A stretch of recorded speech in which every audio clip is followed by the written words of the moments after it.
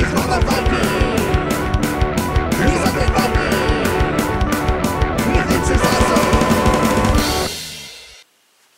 everybody, it's me, Undead Viking. I'm here with another video review for you. I am going to review a micro game. Micro games seem to be like all the rage right now. It seems like every company is coming out with another little tiny game that you can fit in your pocket or throw in your knapsack or fanny bag or whatever it is that you happen to be carrying your what have you on your day-to-day basis.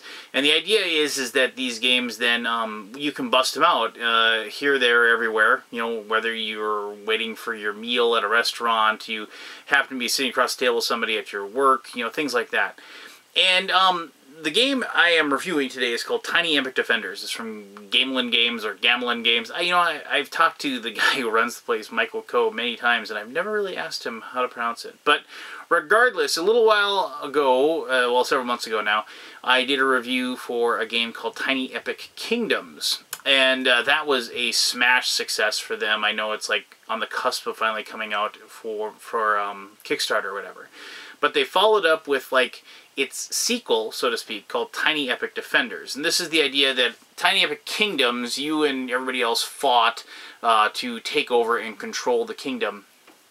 And now, after that battle is over, everybody is in charge of this kingdom, and they're heroes, and now the kingdom is being attacked by some horrible demon or dragon or giant that is trying to destroy the peace that you have and attacking it, what have you. So, and the thing is that since it's a micro game, it has a very distinct theme. It has a fantasy theme, fantasy setting, and so forth.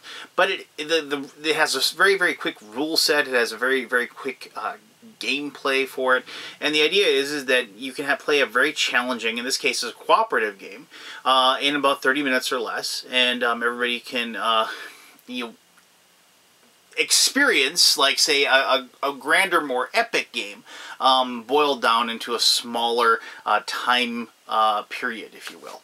So, I am going to show you exactly how to play Tiny Epic Defenders. It shouldn't take very long to do. If you're a fan of cooperative games, you're going to feel a lot of the same like mechanics that you've kind of run into, you know, the kind of random attacks, putting yourself in positions to defend, things like that.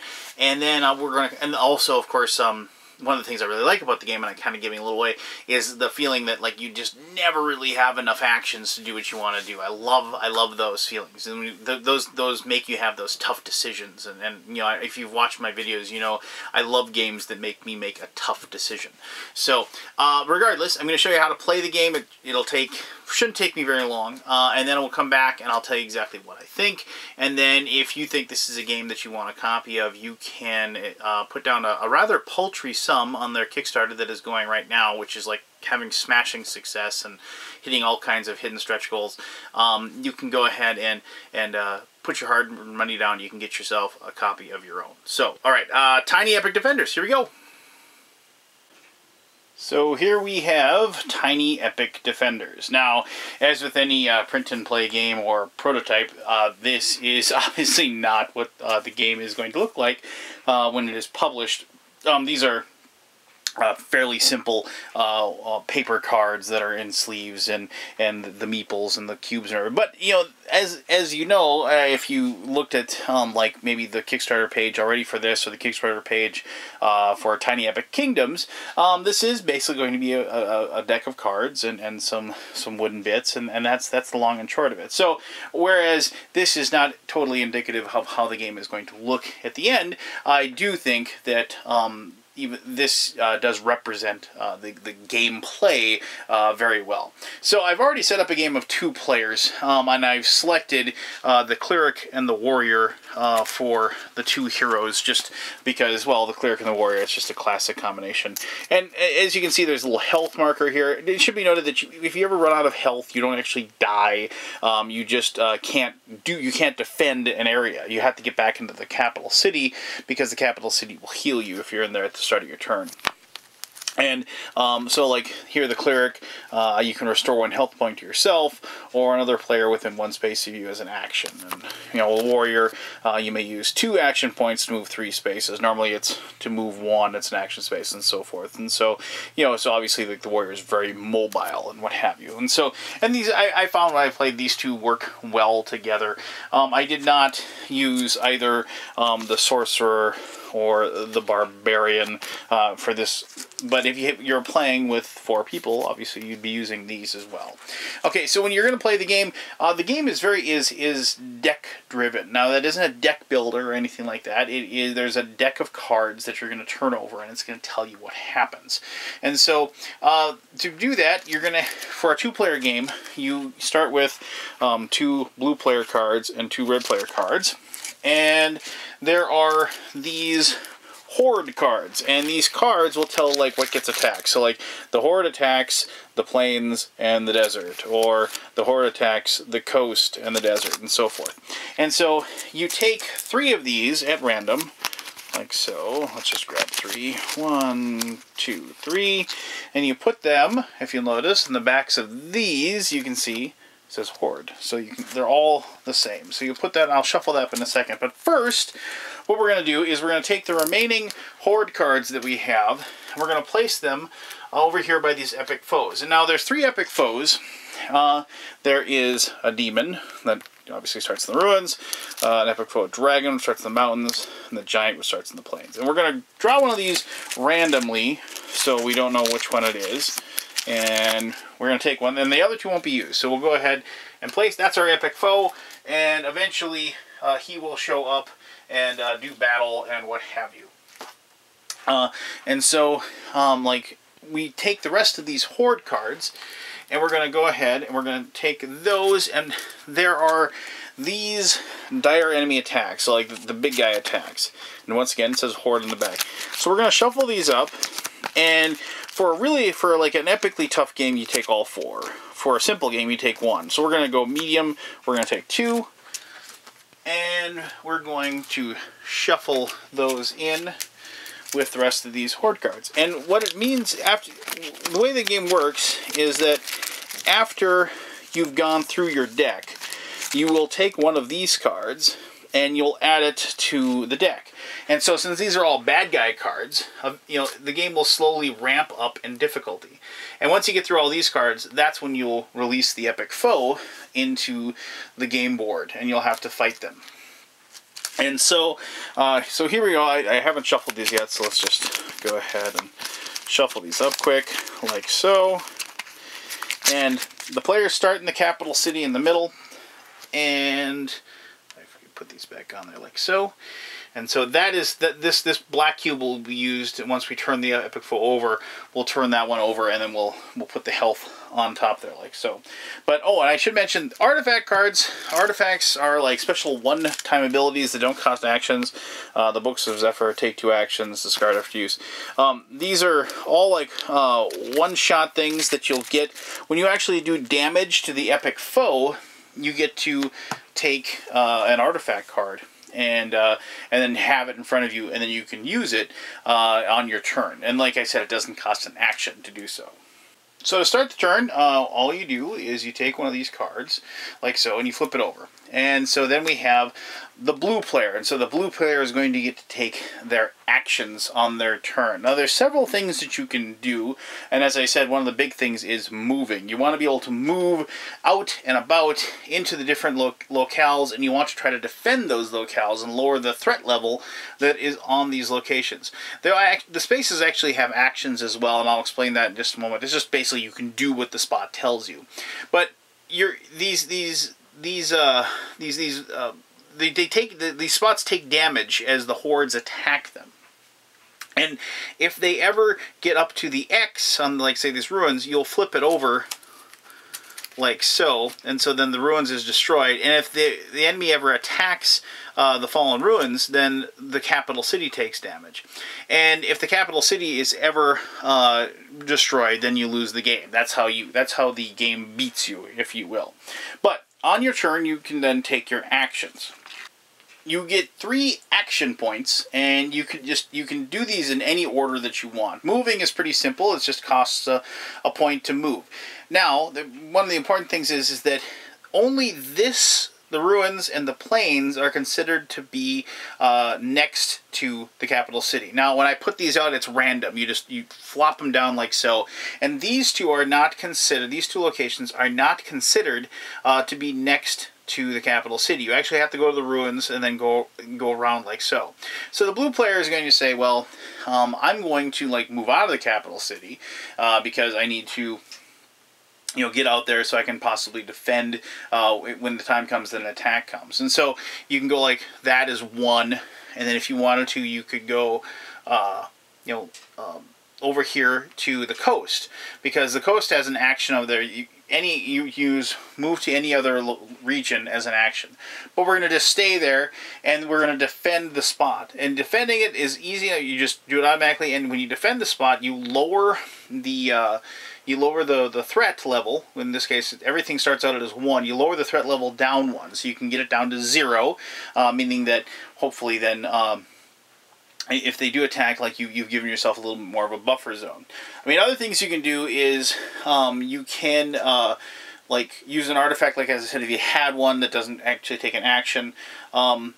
But you can also use your own special ability on your character. The cleric can heal somebody, or I'm sorry, the warrior could have used 2 actions to move 3 spaces, but we didn't really want to do that. Or you can also use, like I said, the action that's on the spot. And some of them are like the desert is passive. Like the desert, it takes 2 actions to move. 2 points to leave the desert. Once you enter, it takes 2 points to leave. Or the plains, actually, like the passive ability is you can defend the 2 adjacent regions as if you're on them. So it's kind of nice to be on there. The forest, you can use 2 action points and you can reduce any threat by 1. You can just use that spot. So, that's it's pretty simple as far as like what your options are, but later on it gets more and more difficult to make up their mind. So then after you've taken all 3 of those actions, then like you just of course flip the next card over and you see what happens. So we'll just go ahead and do that and see what we get here.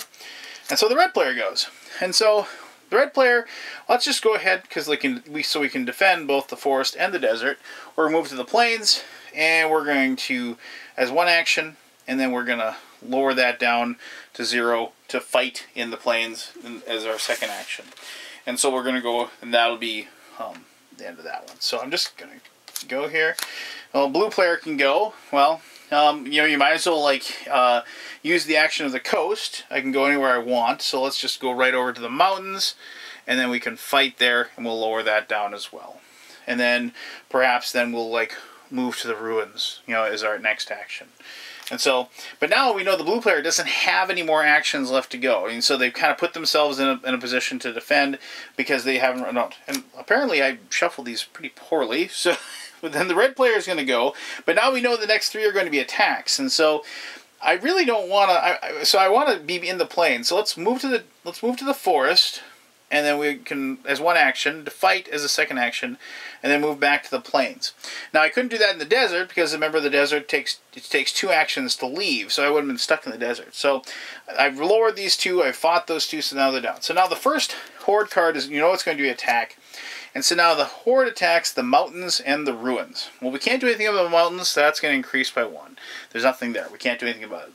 However, we have our warrior sitting in the ruins. So the Horde attacks the ruins. Now he can choose, if he wants, to lower his health by 1, and he successfully defends the ruins. They attack it. They don't do any damage to it. They do damage to the spot, but they do damage to him. But that's okay. You can heal yourself. Either the cleric can heal him, or go back to the capital city and get healed, and so that's fine. So the next card you turn over, now we have attacks the mountains and attacks the plains. Well, this kind of stinks, so we got other mountains. But now we have the cleric in the plains, and so we're going to let that one go down. We're going to defend that. And then we'll go 1 more. And we have attacks the coast and attacks the desert. So the coast gets hurt like so. But the cleric, because it's next, the plains is next to the desert, we'll go ahead and we'll lower the cleric by another health, defending the desert. And so that is that complete turn. And so now what we do is we take the top card off the Horde deck, like so, and we will shuffle this in.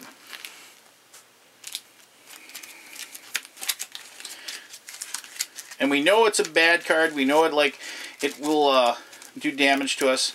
So we'll just go ahead and we'll hope for the best, right? So there we go. And now we'll continue to play. And so, turn the next card over. So now the red player can go.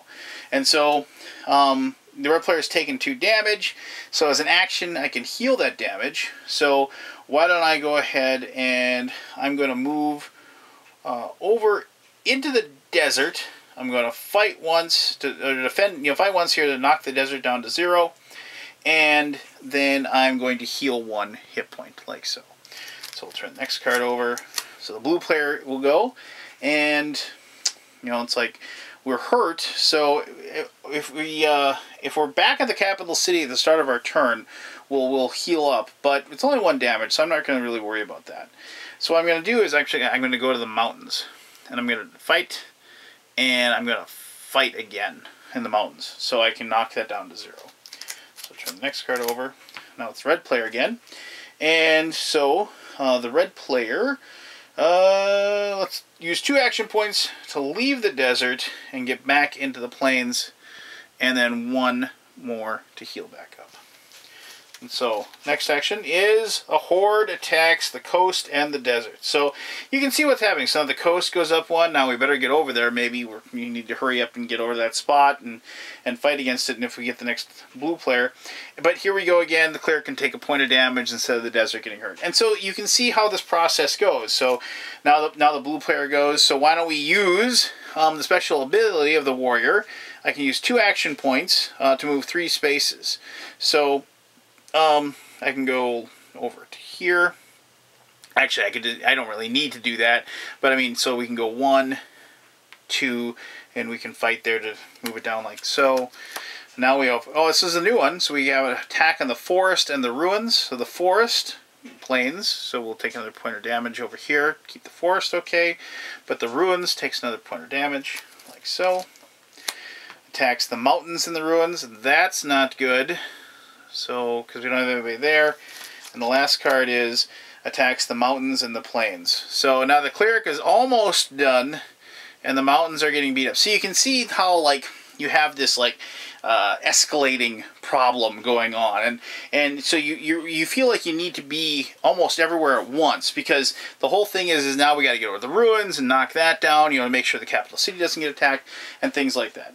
But eventually what will happen is our epic foe will show up. Okay, so we got we'll have the giant in the plains, and so all the rest of these cards will be in this deck.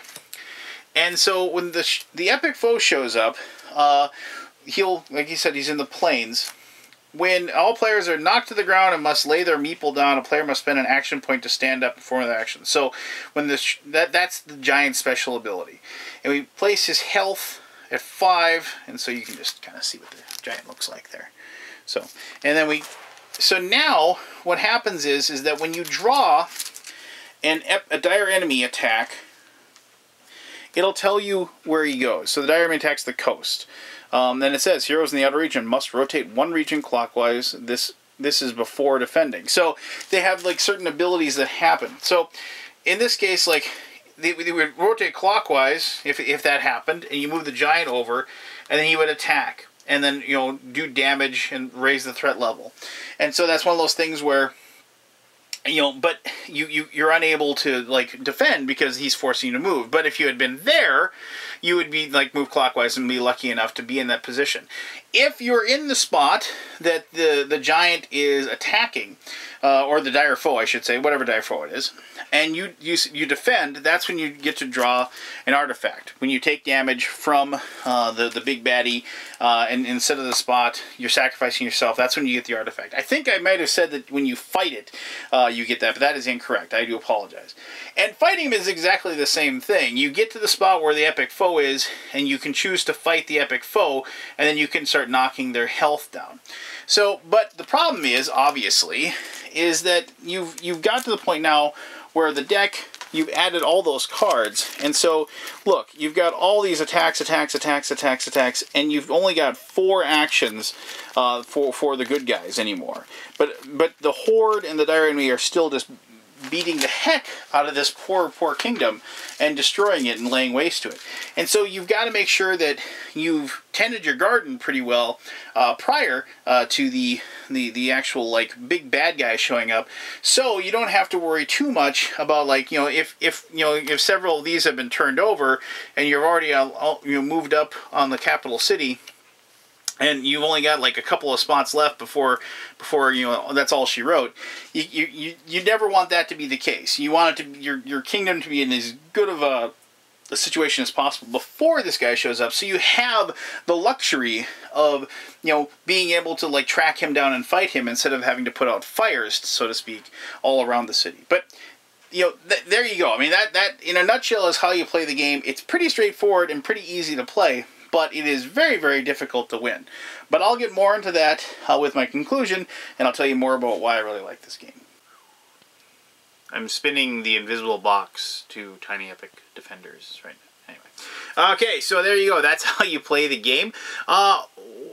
If you're a fan of cooperative games, like I said in the introduction, you probably sensed some of the core mechanics that you've probably experienced.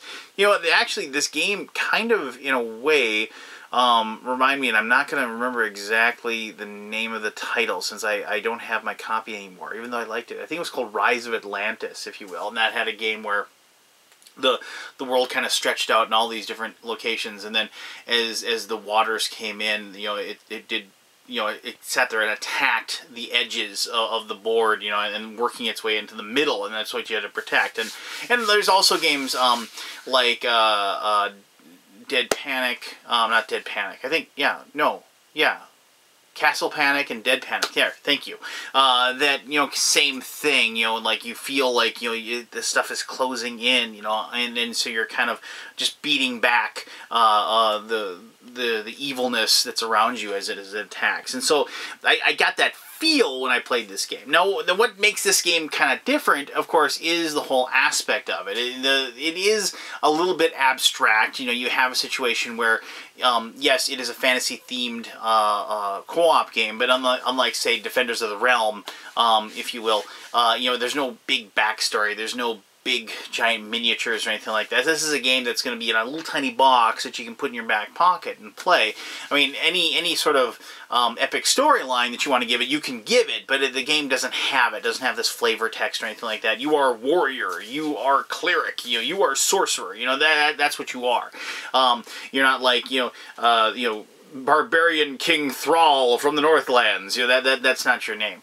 But what it doesn't have that fluff, but at its core, it has a very, very distinct feel of urgency that I love to have in any of my cooperative games. I don't want to feel like when it's my turn, you know, it's just like, oh, whatever, what's going to happen? Oh, fine, move this guy here. You know, I want to feel like, oh, crap, you know, the forest is being burned down, the ruins have been completely overrun, there's nothing we can do with that anymore, and the mountains are filled with orcs. I don't know what we're going to do. Do I just give up on that? Do I need to go over here? I've got only 2 health left, so if the epic foe shows up, I'm done, you know. So you have these things like that where you have this sense of calamity going on throughout the entire game. And sure, it's maybe abstract, you know, and I'm not maybe as immersed into it as I would be in a bigger game with like bigger epicness to it as far as components go and everything like that. But I still have that feeling of dread, that feeling of I'm not going to win this. And as with any of my co-op games, it has to, like, there's my rules about cooperative games that they have to pass for me to want to play the game.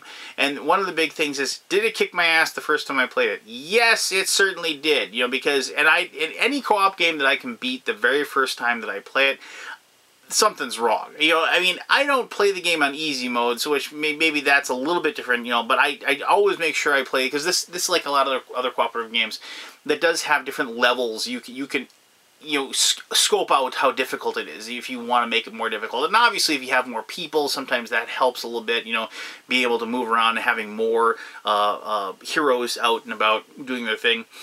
But and you know, I'm going to touch on that real quick. So, you know, like I showed you to play, you know, 2 players, and so each person had 2 actions in that deck that you kind of create as the game goes on. But the cool thing about that is that with 4 players, you think, oh, okay, well, that's going to make it easier. It doesn't really make it easier, actually, because you don't have 2 actions for each player. You only have 1 action for each player. So that whole tough decision aspect of the game is really apparent when you only have, your number technically is only called once per turn. So you better make sure you make a damn good choice when it's your turn. So I like that aspect of the game. But anyway, getting back to it, the game better beat me up the first time I play it, because I'm going into it blind. I don't know what's going to happen. I have no freaking clue, and it should just chew me up and spit me out. Number 2 is I should never feel like one person is taking over the game and telling everybody else what to do. And there's a lot of ways you can combat that just by having a better gaming group, as far as, you know, being able to work together and have open conversation. But also give each person a distinct role that, like, allows them to, like, shine given any definite time or situation. And this game, of course, has like the multiple different characters and even more being unlocked and so on and so forth. And so it allows people to just kind of be, you know, epic or be awesome in their own way when their number is called. And 3, no matter what happens, I mean, it definitely as you play a game and you know, luck and being, you know, playing the game and being more familiar with it and whatever, you know, you should have to maybe ramp up the difficulty as time goes by. But I do think that as with any game, like any game at all, if I play a 4-player game, I should, and everybody in the game is equal, I should only win 1 out of every 4 times. You know, as long as everybody knows the game and is well versed in the game as anybody else. By that definition, I should only win a cooperative game once every 4 times I play it, because, you know, it should be challenging. It should be tough, and this game is challenging and it is tough. And wrap it all up in a thing that I can bring with me to work, and I can play with my buddies at work, and we can, you know, play it, have a good time, eat our sandwiches, drink our sodas, and then get done, and then, like, go back to work. And undoubtedly, after I get back to my computer, I'm getting pinged with instant messages on my computer. It's like, oh man, you know, I should have done that on turn 3, you know, and then we would have won. You know, it's like, oh, you know, it's like, God, we just totally got lucky in that card draw in the last turn. Otherwise, we would have been destroyed. Stuff like that. And so, you know, it's one of those games that, like, 1, it's fun. 2, it inspires people to talk about the game afterwards and talk about what we can do differently later. And 3, you know, it's just, it's that. I've got lots of little tiny games that I play on my lunch hour with my friends, but I haven't had a really good cooperative game to play, and I finally now have one. And for all those reasons, I heartily endorse this game. I think it's a blast. I think you'll have fun playing it. If you like fantasy-themed games, I think you'll like it. If you like cooperative games, I think you'll like it. And if you like games that you can teach somebody in about 5 minutes, so you can play a game in about a half an hour, I think you're going to love this game. So go ahead and check out their Kickstarter page. Donate, pledge, whatever you want to think, you know, whatever you think it's worth to you, and then hopefully then you can get a copy sent to you once it comes out. So if you have any questions or concerns about the game, by all means post those. I'll be happy to answer those to the best of my ability. Thank you, as always, for taking the time to watch this video. I greatly appreciate it. And you, until the next time you watch one of these videos, have an awesome day. Alright, bye-bye now. I'm going to bed.